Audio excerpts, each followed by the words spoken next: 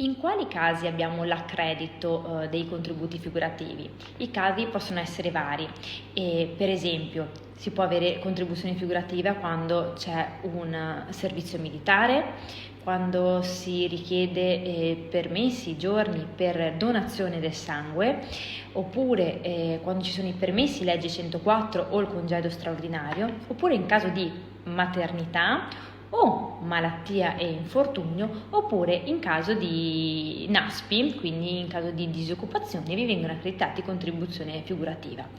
Si può aggiungere anche il caso di cassa integrazione, oppure caso in cui ci sono giorni in cui c'è un'assenza per cariche elettorali o aspettative sindacali. Queste sono in linea di massima quelle più comuni di contribuzione figurativa che poi trovate accreditato nel vostro estratto conto. In alcuni casi l'accredito di questa contribuzione figurativa avviene in automatico, quindi per esempio in caso di maternità durante il rapporto di lavoro oppure in caso di NASPI disoccupazioni.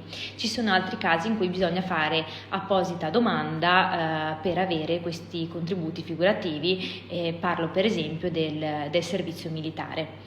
Se come sempre avete qualche dubbio o qualche perplessità, scrivetemi qui sotto nei commenti. Spero di avervi dato nuove informazioni o di avervi chiarito questo argomento e come sempre se pensate possa essere utile condividetelo e io vi auguro una buona giornata. Ciao!